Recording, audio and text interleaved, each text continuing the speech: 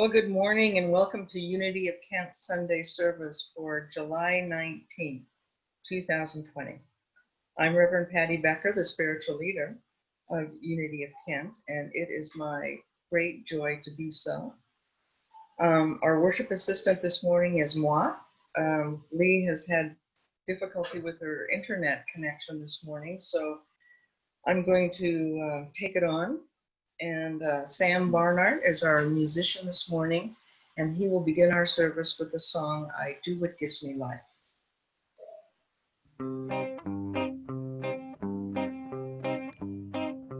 This song starts out at one pace, and it ends up incredibly at another.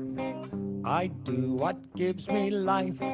I do what gives me life. I do what gives me life. Hey, hey, hey. I do what gives me life. I do what gives me life. I do what gives me life. Hey, hey, hey. In this moment I am given, in situations called to me. Well, I now choose this path of living. I now choose what sets me free. I do what gives me life. I do what gives me life. I do what gives me life. Hey, hey, hey, hey. I do what gives me life. I do what gives me life. I do what gives me life. Hey, hey, hey. In this moment I am given, in situations called to me. Well, I now choose this path of living. Well, I now choose what sets me free. Well, I do what gives me life. I do what gives me life. I do what gives me life. Hey, hey, hey. I do what gives me life. Well, I do what gives me life. Hey, hey, hey. Well, in this moment I am given, when situations called to me. Well, I now choose this path of living. Well, I now choose what sets me free. Well, I do what gives me life. Well, I do what gives me life. Thank you. Thank you, Sammy. That's perfect opener for this Sunday's talk. Thank you so much. Well, good morning again. I'm so glad you've chosen to join us this morning. And as I said earlier, I am filling in for Lee this morning as far as a worship assistant. It is my joy to be part of this community, and every week we're inventing something new, and we're coming into, I think, a sense of our own as we continue with these Zoom services. So welcome. And I am affirming right up front that today you will be experiencing something that is meant just for you, that you're not here by accident, that you're here by divine appointment for a specific reason and purpose and gift. Unity of Kent is an open, welcoming congregation, inviting people of all ages, creeds, and colors to join us on our spiritual path of discovery. We promote a philosophy of practical spirituality, and these this practical spirituality is based on the teachings of Jesus and of core New Thought principles. We believe in each person's spiritual authority and know that applying spiritual principles to our lives, that we create experiences that expand our lives and that bring us more joy and more good. So I would like to open the rest of our service, continue our service with prayer. So I invite you to take on the attitude of prayer and to just lean back into this moment, in this time, in this place. And sometimes I prefer to close my eyes. That way I minimize distraction and can enter in that that space behind my eyelids that is infinite and pregnant with possibility. One presence, one power, active in my life, in this moment, and in our experience this morning together. I affirm that each one of us is a center of radiance, and that as we come together as spiritual community this morning, we feed and support one another's radiance so that we may be a shining light in life. I affirm goodness to be our essence and transformation and enlightenment to be our destiny. So may each of you be enriched today, whether it be through music, meditation, music, or our social interactions, to a higher and greater life. And so it is. Amen.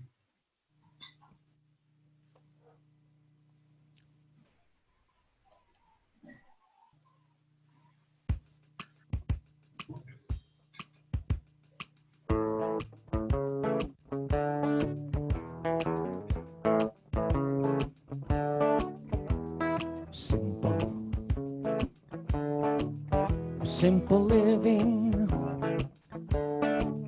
it makes the world go round. The people live in peace.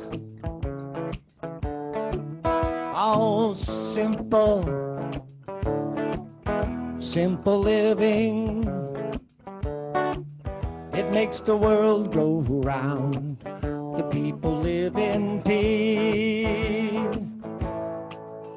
Oh, we don't need much to live and be happy in the world. It seems the less we have, the more we breathe the beauty of the world. So walk lightly on the earth.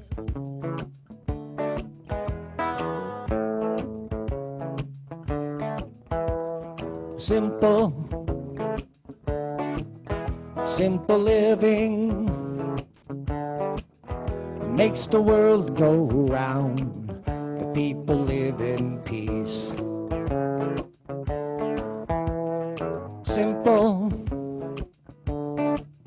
Simple living makes the world go round. The people live in peace. Oh, we don't need much to live and be happy in the world. It seems the less we have, the more we breathe the beauty of the world. So walk lightly on the earth.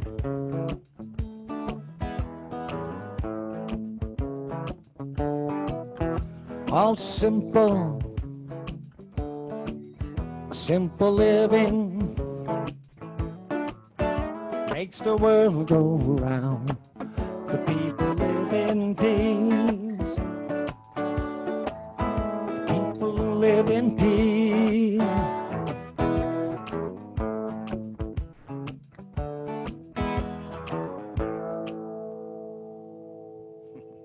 Thank you. Thank you, Sammy. Well, let's begin the next part of our service with the statement of faith. And that should be up on the screen in a moment. And so let's begin with, there is one presence and one power in the universe and in my life, God, the good omnipotence. I trust and align with that power of goodness now. I would like to announce and remind you all that we have two ongoing events during the week. Tuesday morning is the Silent Unity Prayer Service at 10 a.m. And on Wednesday mornings at 10 a.m. is Spirit Talk. Both of these events and all classes and events can be accessed through our website by going to the calendar. On the main page, there's a button called Events, and if you push that, it will take you to the calendar, and just a short scroll down, find the event that you wish to attend, click on it, and the Zoom address will appear, and you can enter into whatever is up that you desire for that day. And you may want to do that this Tuesday, because this Tuesday I will be teaching the first class of a 4-week class that's called Living Beautifully with Uncertainty and Change. And this is a class based on the book by the same name by the author Pema Chodron. Pema Chodron is an American Tibetan Buddhist. She's an ordained nun and the principal teacher of Gampo Abbey in Nova Scotia. Her book, Living Beautifully with Uncertainty and Change, offers 3 commitments one can make to live more peacefully in a seemingly crazy world. And the class will explore those commitments as well as how one might practically apply them to daily life. So once again, that's on Zoom, 7 p.m. Tuesdays beginning July 21st, and will run until August 11th. A second experience is going to be offered as well, and this is a book study on the 7 spiritual laws of success by Deepak Chopra, and Rose Studer will be the facilitator for this experience. It will begin at 6 p.m. and run until 7:30. And this is a 6 weeks class. And again, go to our website to see more details and descriptions of her class and how to tune in. So I think that's all of the announcements. I'm going to go right to our virtue then for today, which is melodious. To be melodious is to be flowing and harmonious. Melodious music is mellow and pleasing. It is the quality of being lifted up into a state of ease that is comfortable and nourishing. Melodious is a virtue, is the ability to be tempered, to flow with ease, and to extend an energy of softness. And affirmations in support of this virtue are, I am melodious. I am easy and pleasant. My presence inspires harmony, and I project comfort. And now I will read the daily word. The word today is togetherness. And our affirmation is, I share God's love, peace, and joy. While I treasure my time of quiet and solitude, I also look forward to enjoying the company of family, friends, and members of my faith community.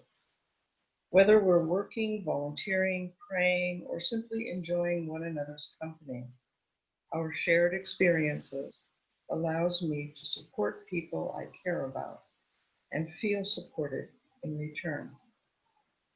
I enjoy and value togetherness throughout every season of my human journey. During times of trial, hardship, or grief, being in the company of friends and family helps comfort me and keep me strong. And likewise, during times of celebration, being in the company of others multiplies my joy. In times of togetherness, may the love, peace, comfort, and joy of God bless us all. And our scriptural support comes from the book of Acts, chapter 2, verse 44. All who believed were together and had all things in common. And now is the time in our prayer service where we pray for one another, that we hold our spiritual community in prayer, and that we support one another in our desires and aspirations. And if you have something that you would like to hold in prayer by your community today, I invite you to hold it in mind and to rely upon the energy that knows no limitation in time and space, knowing that we are all connected energetically and are one, that we can hold one another in the highest and best, and be assured that our energy and our support is both potent and powerful. And so holding in our heart whatever it is that is on our heart, whether we wish support for a person, a situation, an outcome, whether we pray for wisdom, direction, or enlightenment.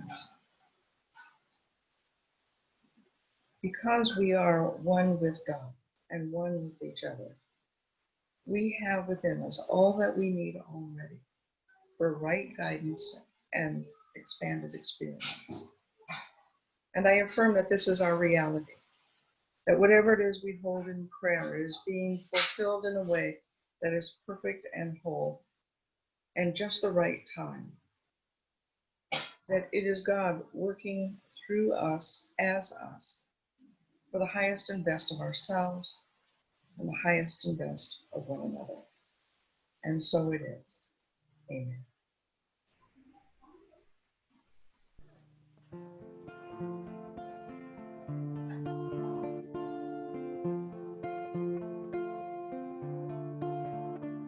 It's a thin line that leads us and keeps us all from shame. The dark clouds quickly gather along the way we came. There's fear out on the mountain and death out on the plain. There's heartbreaks and heartaches in the shadow of the flame. But this love will carry, this love will carry me. I know this love will carry me. The strongest webs will tangle and the sweetest blooms will fall. And somewhere in the distance we try and catch it all. Success lasts for a moment and failure's always near. But you look down and your blistered hands, it turns another year. But this love will carry, this love will carry me. I know this love will carry me. And so these days are golden, well, they must not waste away. For our time is like the flower, and soon it will decay. And though by storms we're weakened, and uncertainty is sure, and like the coming of the dawn, it's ours forevermore. And this love will carry, this love will carry me. I know this love will carry me. This love will carry, this love will carry me. I know this love will carry me. This love will carry. Thank you, Sammy. Wow, you're spot on with your song selections this morning. Thank you. Last night, while I was thinking about where I was going to be positioned today for our Zoom service, it occurred to me that these Sunday services are a bit like Where's Waldo, in the sense that where's Patty going to be today? Is she going to be at the canal? Is she going to be outside in the backyard, in the office, in the kitchen? And just to let you know, since this is yet another background, I'm babysitting my grandchildren, so I'm at their home in Burien. Today, I will be speaking about sin and evil. And I'll be speaking about sin and evil from the Unity perspective and through the lens of Unity's teachings. But before I do, I think it's really important that I first visit the first three of our basic principles, because this will lay a foundation and a groundwork for what follows.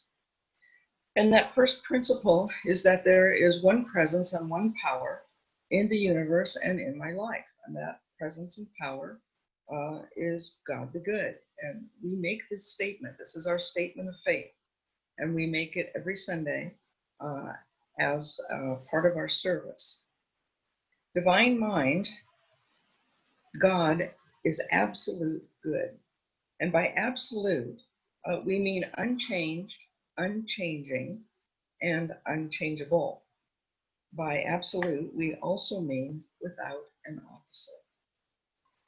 We declare God to be omniscient, which is all-knowing, which is wisdom. It's not a being wise, but God is as wise, as wisdom. Omnipotent, all power, not powerful, but is what power is, that God is power, and that God is omnipresent. And this means that God is equally present in all things at the same time. Because of these three characteristics of omnipresence, omnipotence, and omniscience, there cannot be another opposing power in the universe. That these three attributes represents allness, that God is all there is, all the power, all the presence, and all wisdom. The second principle of our beliefs states that our own essence is of God. And because of that, our essence is good. That as God is good, that we are of God, that we are good, and that good is inherent. That is our spiritual reality. That is our spiritual base. All of us have the spark of God within us, the spark of the divine. And so we can make the statement that we are created in the image and likeness of God, not necessarily in form, but in spiritual essence.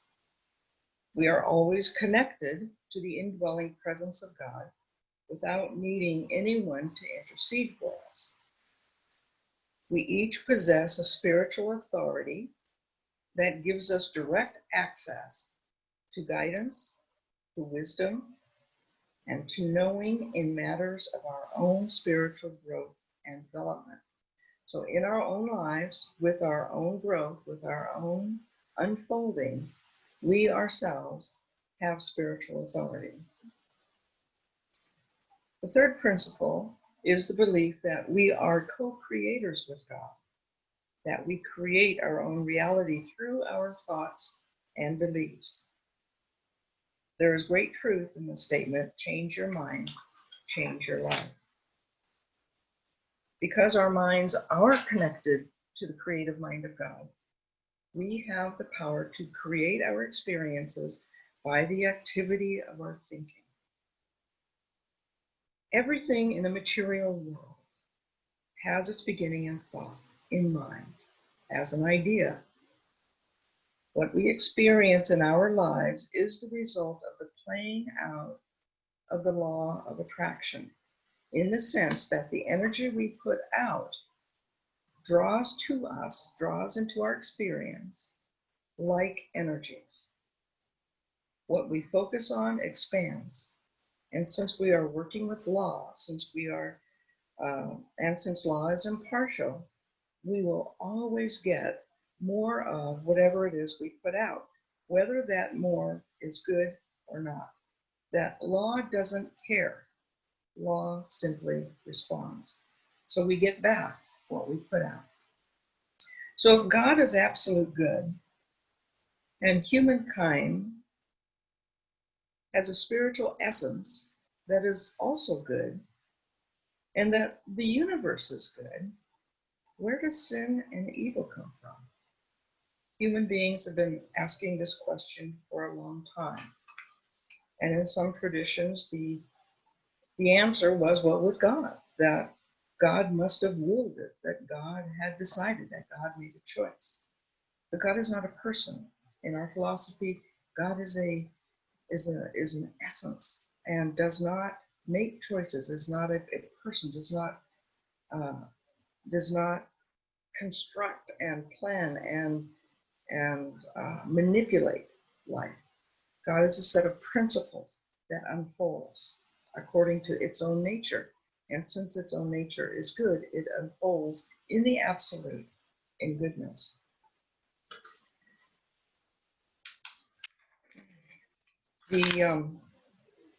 What is, so when we go back to ask where does evil come from and what is sin, this is a question that many of us wrestle with in our lives as we experience the events and circumstances of our lives. We don't really see ourselves as generating bad experiences for ourselves or others. But in consciousness, in what we believe, in how we ideate, that is true. And that is the basis of taking responsibility in our spiritual unfolding. And so, in terms of where evil comes from and where sin is, and where that comes from, well, these are matters of consciousness, not only of our own consciousness, but of the collective consciousness. The collective consciousness refers to the set of shared beliefs and ideas and attitudes and the knowledge that are common to a social group or society. And an individual consciousness contains the beliefs, ideas, and attitudes and knowledge of each person.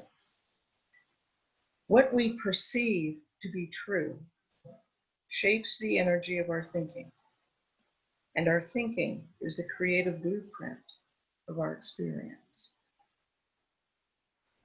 While collective and individual consciousness exists in divine mind, what we perceive as sin and evil does not originate in divine mind, nor does it originate in divine mind's absolute state. Sin and evil exist because humankind persists in thinking, feeling, and believing in separation from oneness, in separation from our spiritual nature. And this sense of separation is the source of sin and evil. From our sense of separation, we can choose to identify with negative emotions and concepts. From our sense of oneness, we can choose to identify with positive emotions and feelings. And whatever we choose to identify with is what we will experience. There's an old story, Cherokee story, about a grandfather teaching his grandson about life. And the grandfather says to his grandson that there's a fight going on inside of us. It is a terrible fight between two wolves. One is evil, and he is anger, envy, sorrow, regret, greed, arrogance, self-pity, guilt, resentment, inferiority, lies, false pride, superiority, and ego. He went on to tell his grandson that the other wolf is good, and he is joy, peace, love, hope, serenity, humility, kindness, benevolence, empathy, generosity, truth, compassion, and faith. And the same fight goes on not only in ourselves, but in all people. And so the grandson considered this. And then he asked his grandfather, Well, which wolf will win? And the grandfather said, well, the one you feed. Whether you've heard this story before or not, it serves as an important reminder of the power we have over our experiences and our emotions. And this power is called free will. Since we each have free will, it is up to us what we choose to hold in our minds, what we choose to feed. Freedom of choice gives us a unique place in what we currently know and understand about our universe. Misuse of the freedom of thought, misuse of our feeling, misuse of belief and will is the mainspring of our continuous strayings into sin, evil, and suffering. We generate the experience of our own heaven or our own hell. Evil has no permanent or independent existence of its own. Sin and evil result from people using limited thoughts and attitudes, feelings, and behaviors. In the context of our teachings and unity teachings, sin and evil refer to something being against or contradictory to spiritual truth and divine ideas. And remember, divine ideas include the 12 powers. Divine ideas are what divine mind consists of and is used by divine mind to ideate the universe, to ideate creation. And these ideas are in the realm of the absolute.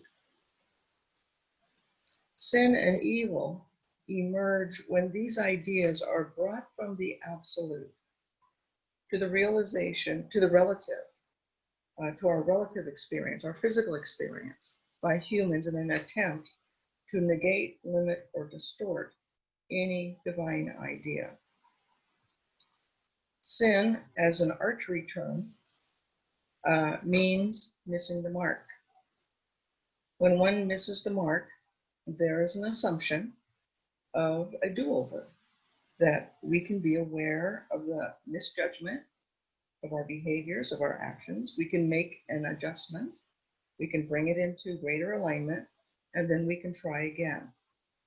Over time, with practice and insight, with awareness, and with do-overs, we become more skilled.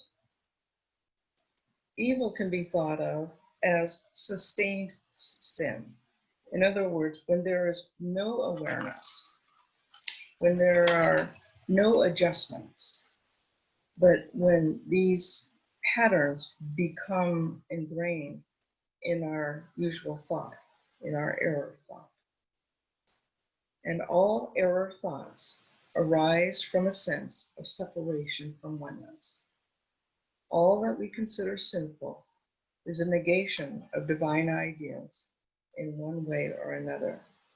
There's an interesting exercise that I do when I'm teaching metaphysics classes. And when we come to the divine ideas or the 12 powers, and I would offer it to you today, that sometime during the week, make a list of the 12 powers. And as you make that list, to think of what that power's opposite would be, and then write that next to the power. And whatever is the opposite power would be being out of alignment, would be considered to be missing the mark, would be the sinfulness. And so when we enter into the opposite of what a power is, say love, the opposite of love could be hate, but often it's fear. We are finding ourselves, when we find ourselves in fear, we are in opposition or separated from the divine idea of love. And in that sense, we are generating experience of suffering and pain. All physical law and commandments are primarily based on the assumption that human beings are flawed and have to be controlled and restrained. That seems to me to be the original sin. Don't steal, don't lie, don't hurt, don't take advantage of. All of these don'ts emphasize backward living, and first emphasize a basic non-alignment with goodness. The truth of spiritual law, however, and reality is that beings created in the image and likeness of God, we are in essence good. So by separating ourselves in thought from our basic goodness, we experience fear and pain and loss and grief. We experience lack and we experience suffering. To me, what is more sinful than breaking the law, whether that law be spiritual or temporal, is holding the beliefs behind our choices to live outside of spiritual reality. That is where the real transformations happen, within our beliefs. And those beliefs, again, are fed and developed by our own consciousness, individual consciousness, as well as the collective consciousness. Behind all sin, behind all evil, is the belief in not enoughness. Behind every concept of the other is the belief in separation. And behind all experience of good or bad is a perception. God doesn't punish. God doesn't allow. God doesn't test, reward, or condemn. God is incapable of such things. God can only ideate and expand itself, which can only be an expansion of good. God cannot expand into something it's not, because the energy that God is does not have choice, does not have free will. It's absolute. But we have free will. We have choice. We can change our lives by changing our minds about who we are and what is ours to experience. How much do we deserve? How much good can I hold? What is my artificial limitation on what I can experience? We can align ourselves, and this is our choice, we can align ourselves with inner truth or with outer circumstances. So what do you want to define yourself and your lives? This is a real question. It's a real question I ask myself, and it demands a serious answer. Your life depends on it, and my life depends on it. Sin, evil, heaven, hell, do they exist? Of course they exist. But not as an outside independent entity, only as outpicturings of our collective and personal beliefs and choices. This way of thinking, this way of believing, this philosophy of ours called unity and metaphysics itself, new thought, demands a lot from us. It demands responsibility and it demands work, and its rewards are enormous. So I'd like to enter now into a time of meditation, to take these ideas into the quiet stillness within ourselves. And just to take a deep breath, and maybe 2 or 3, to allow ourselves to shift from listening and thinking, considering, to being and relaxing and opening. And going back to both our statement of faith, our first principles, and spiritual truth. For each of us, there is only one presence and one power active in our lives. We call this presence and power God. We call it oneness. We call it divine mind. Whatever you call it, its essence is the same. Its essence is spiritual, absolute, and good. And we have a share in this presence and power. We share in this goodness. It is our fundamental reality as spiritual beings, that we are good.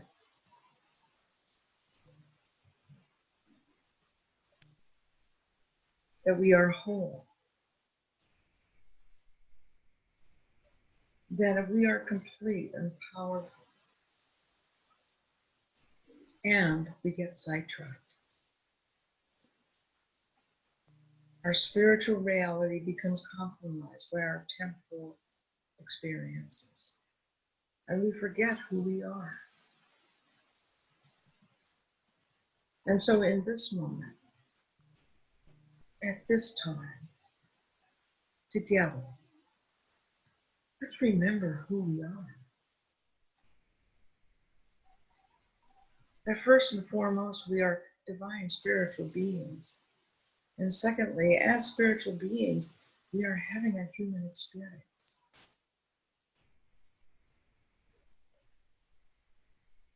And that within our human experience, we have the profound gift of choice, that we aren't programmed, that we are self-actualized.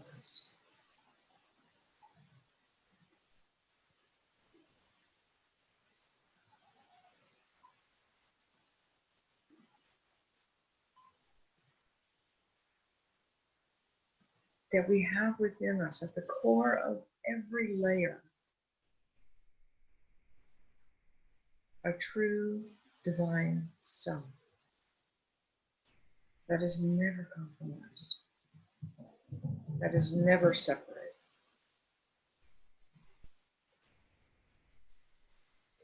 And so let's hold that center of purity within us now.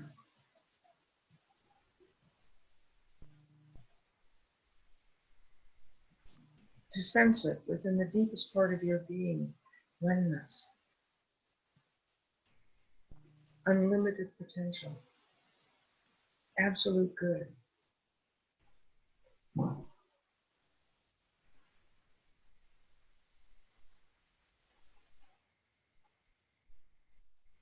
To bring all your mind, all your heart, and all your soul to the point of this absolute goodness as you are.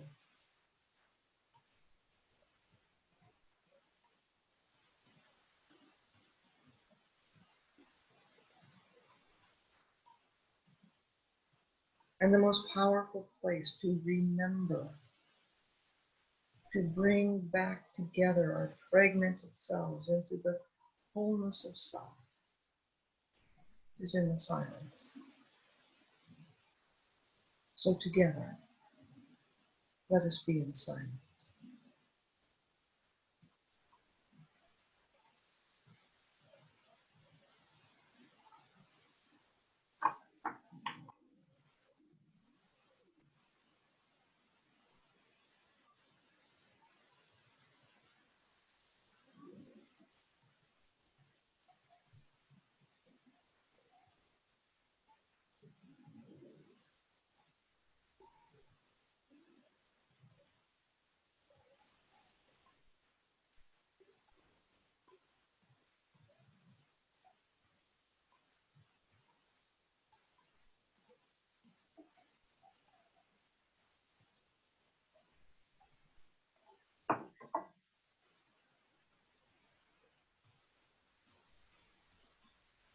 As the daily word said today, let us rejoice in our togetherness.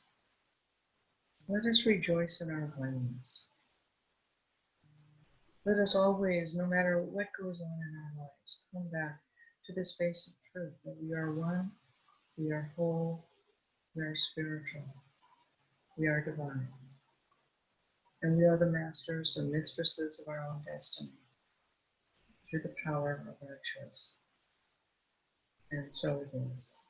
Amen.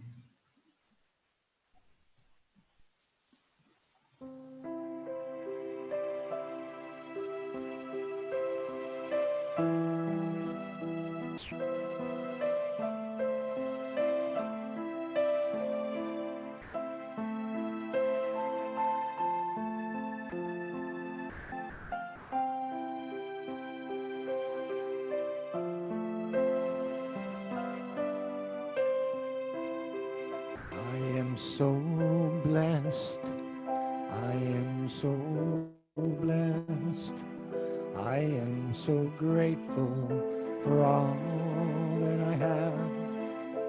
I am so blessed. I am so blessed. I am so grateful. I am so blessed. I am so blessed. I am so blessed. I am so grateful for all that I have. I am so blessed. I am so blessed. I am so grateful. I am so blessed.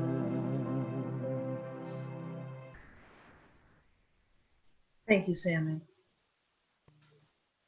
The ideas that I've expressed this morning is the tip of an iceberg.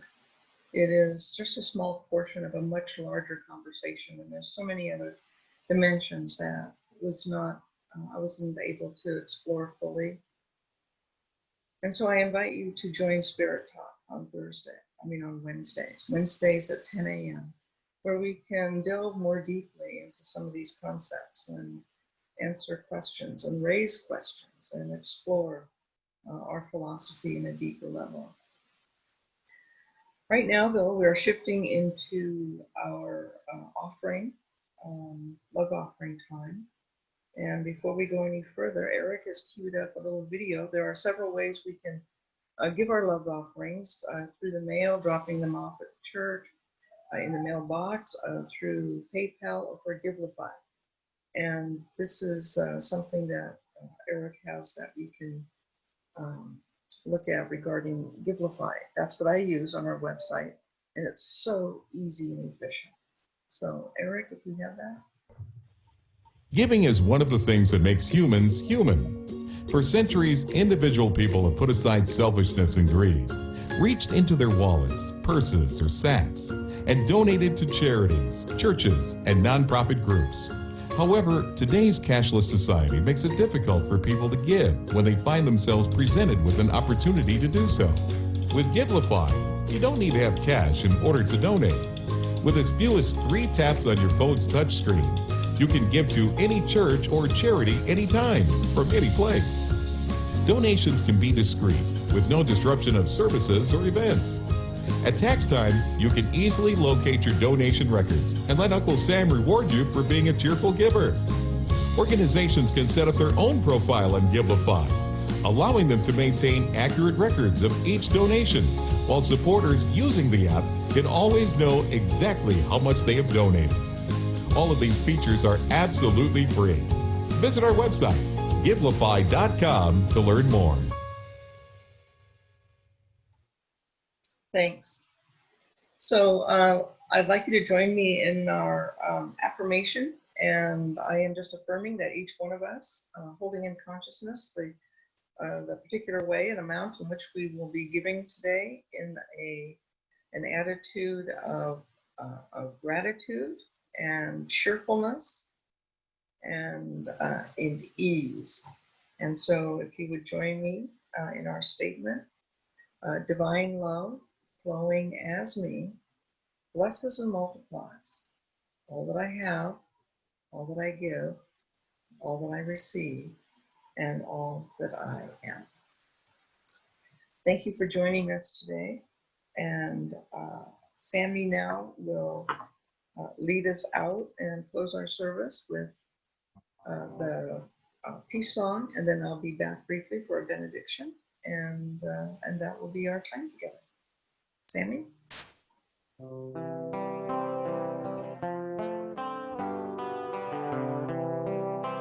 And let there be peace on earth, and let it begin with me. Let there be peace on earth, the peace that was meant to be.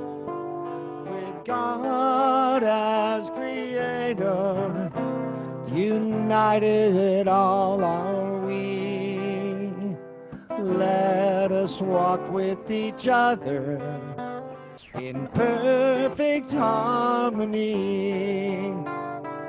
Let peace begin with me. Let this be the moment now.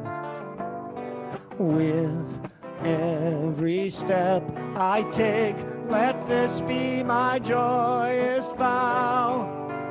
To take each moment and live each moment in peace eternally. Let there be peace on earth, and let it begin with me.